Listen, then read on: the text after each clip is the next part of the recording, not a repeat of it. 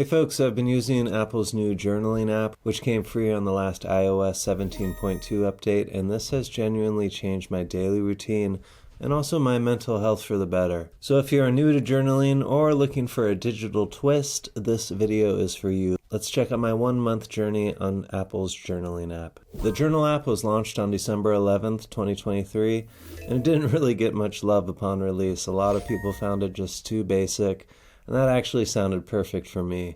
This app is kind of like a multimedia connector, kind of like Freeform, where you have access to everything from photos and videos, locations you were at, music you listen to, and also if you're just stumped on what to write, you get some suggestions like, talk about someone in your life that has been impactful. It just kind of gives you different topics to kickstart your mind and get you writing. You can also make audio recordings if that's an easier way for you to get your thoughts out.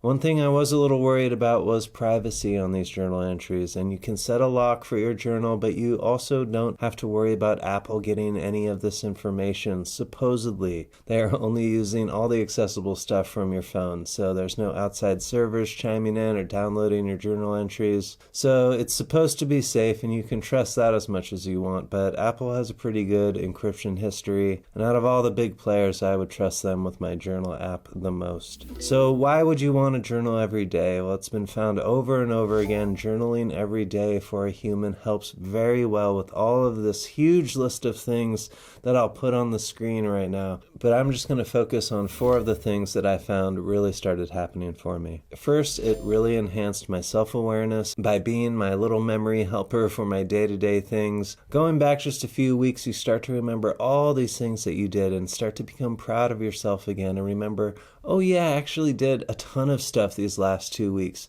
I didn't let them slip by or waste them away, so that was a nice change. Secondly, it actually helped with stress reduction and also just an emotional release when I needed it. I was able to vent about things. I was able to get it off my chest. It really is true what they say about writing these emotions out. Seeing it on a screen or a page is really good for letting go when you need to, and also for the learning part when you need to absorb these lessons that we are learning on the daily. Third is I'm pretty sure it improved my memory and cognitive functions, because every day at the end of the night having to recall everything I did throughout the day, just deciding on what's worth me typing in or not helps put the little things in perspective.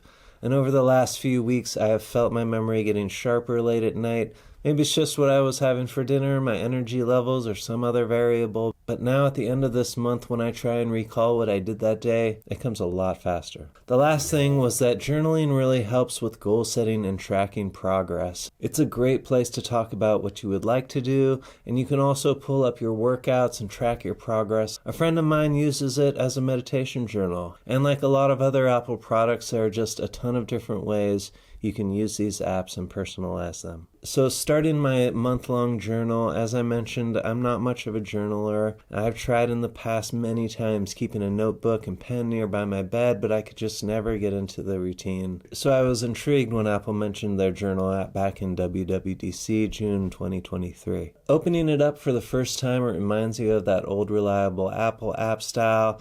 You got the continue button, and then all of a sudden you're in. You can see from the interface here, you just press this button to start a new entry, and here's where you have access to your photos, locations, and things like that. Using it with my photos and videos, especially ones that I've been releasing here on YouTube over the month, really helped me track my progress, give me a little roadmap about how I'm doing, and just get some really nice insights. Plus, it's nice to just scroll through and look at your photos, and you can write about anything really. Now, I don't know about you, but it feels like time is going even faster as we get older, and so at certain points I would think that I was just sitting around wasting my life, and that would cause me to get down on myself.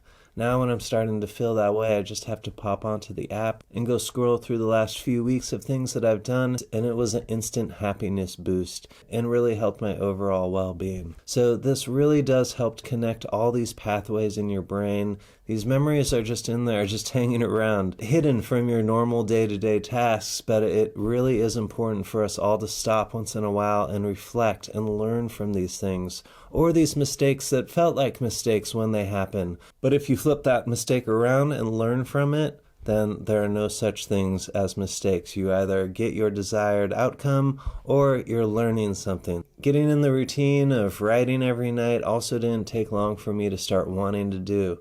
It was actually fun to look back on the day and post photos, and it was kind of like my little personal social media feed where I didn't really care if it got likes or if anyone commented. After about a week, I even started wanting to take photos so that I could remember these things, and I would say to myself, oh, I should take a photo for my journal tonight. So it does kind of hook you in and it makes it a little easier. And you can also set to get a notification at the end of the night asking if you'd like to write in your journal. So that's a helpful thing you can also turn on in the settings. Also in the settings, you can ask it to give you suggestions or not. If you just want to write your own stuff, choose your own things, you can customize a lot of stuff in different ways. As I mentioned, looking back on your journal entries, and that's the one area where I feel this app kind of fails. It would be really nice to have different view options of these entries, and there's no iPad version of this app yet, which I feel like could open up a lot of other potential for different types of journaling. Some folks want it just for a doodle app, and they're going to need pencil support. You could make it kind of like an ebook or Kindle viewer, so you can scroll through and look at your entries like an actual book, not just this feed of posts that they have right now. During my research on journaling, I read a lot of people never even go back and read their past entries. It's just a diary to get your thoughts out and move on. So there's lots of different ways that you can use this tool. But one thing's for sure, I definitely recommend everyone to try and start their own journal and check out Apple's free journaling app. That might be a good way to get your training wheels on this habit, and you're able to tap into all your stuff, everything that the phone has been doing with you all day long. And I think Apple did a pretty good job at this first stab. I hope they keep updating this and maybe add some other options. Let me know if you give it a shot, or if you're more into the paper and pencil journaling in a notebook. I should probably try giving that a second shot again. Thanks everyone, please hit that subscribe button, and I'll see you at the next one. Take care.